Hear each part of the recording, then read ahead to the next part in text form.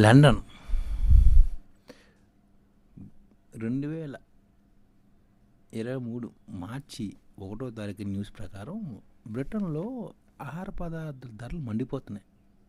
డబ్బున్నా rate భరించేందుకు సిద్ధంగా ఉన్న దుకాణాలు టమాటాలు దొరకవు. పలు రకాల కూరగాయలు కూడా దొరక పరిస్థితి. వాటిని కూడా ప్రస్తుతం రేషన్పై ఇస్తున్నారన్నమాట. లండన్లో అతిపెద్ద సూపర్ మార్కెట్లో కూరగాయలు ఆహార పదార్థాల ర్యాకులు ఇప్పుడు ఖాళీగా ఉన్నాయని అతిపెద్ద సూపర్ మార్కెట్ టెస్కో ఒక మనిషికి 3 యూనిట్ల టమాటాలు, దోసకాయలు, క్యాప్సికం మాత్రమే కొనుగోలు చేసేందుకు అనుమతిస్తుంది అన్నమాట. అల్దీ, మోరిసన్ సూపర్ మార్కెట్లు ఇంతకుముందే ఈ తరహా విధానాన్ని ప్రవేశపెట్టాయి. చలికాలంలో కూరగాయలకు పళ్ళ కోసం బ్రిటన్ ఇతర దేశాలపై ఆధారపడుతుంది. అయితే దక్షిణ ఐరోపాతో పాటు ఆఫ్రికా ఉత్తర ప్రాంతాల్లో పంట దిగుబడులు తగ్గడం బ్రిటన్కు సరఫరా తగ్గిపోవడానికి కారణమైంది. ఆ దేశానికి టమాటాలు సరఫరా చేసే స్పెయిన్, మొరాకోలో అకాల వర్షాల వల్ల దిగుబడులు దెబ్బతిని పరిస్థితులు ఈ విధంగా ఏర్పడ్డాయి అన్నమాట. కింద సంవత్సరంతో పోలిస్తే 2022తో పోలిస్తే 50% వరకు జీవన వ్యయం పెరిగింది. బ్రిటన్లో ప్రొద్దుతిరుగుడు పువ్వు ప్రస్తుతం లభించట్లేదు. ఆలివ్ ఆయిల్ ధర కూడాను గత సంవత్సరంతో పోలిస్తే ఇప్పుడు రెట్టింపైంది. 5 లీటర్ల క్యాను 16 పౌండ్ల నుంచి ఇప్పుడు 30 పౌండ్లు చేరింది.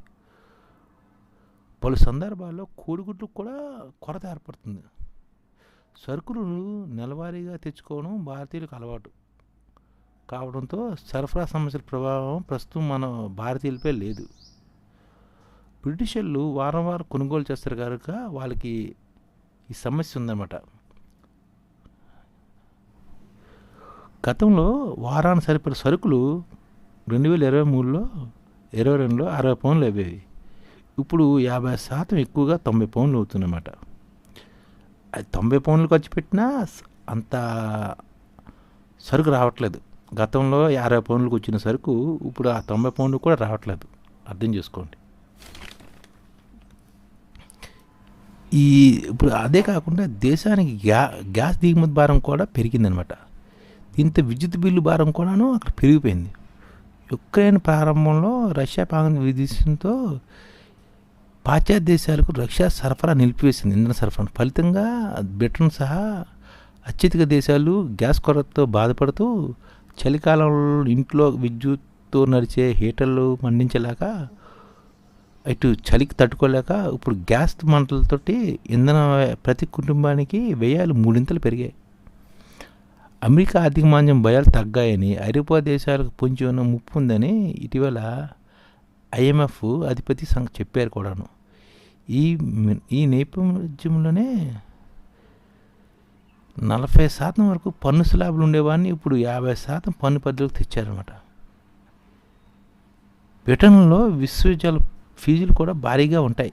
ఇప్పుడు అన్ని వస్తు ధరలు పెరగడంతో తృణధాన్యాలు, పళ్ళు, టీ వంటి వాటిని కూడా విశ్వవిద్యాలయాలు తమ విద్యార్థులు ఉచితంగా పంపిణీ చేస్తున్నాయి. మన దేశం తరహాలో ఇంటి నుంచి వెళ్ళడం, తల్లిదండ్రులు డబ్బులు తీసుకుని చదువుకోవడం అక్కడ తక్కువ. ఎక్కువ మంది విద్యార్థులు స్వీయ సంపాదనపై ఆధారపడి విద్యాభ్యాసం చేస్తుంటారు. ప్రస్తుతం పరిస్థితుల్లో ఈ ద్రవ్యోల్బణ పరిస్థితుల్లో విశ్వవిద్యాలయాలు ఆహార పంపిణీ ద్వారా విద్యార్థులని ఆదుకోవడానికి ముందుకు వస్తున్నాయి అన్నమాట.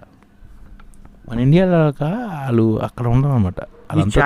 ఉద్దేశం ఏంటంటే మన తెలుగు రాష్ట్రాల్లో 1 కోటి మందికి సంఘటిత రంగాల్లో ఏ విధంగా ఉద్యోగాలు ఇవ్వవచ్చు, కనీస నెల జీతం 30,000 వరకు ఏ విధంగా ఇవ్వవచ్చు, ఏ విధంగా చేస్తే ఉద్యోగాలు సృష్టించబడతాయో వివరిస్తూ ఈ ఛానల్ వీడియోలు వస్తాయి. అలాంటి వీడియోలు మీకు కావాలంటే మన IDF భాస్కర్ ఛానల్ని సబ్స్క్రైబ్ చేసుకోండి. IDF అంటే ఇండియన్ డెవలప్మెంట్ ఫోర్స్.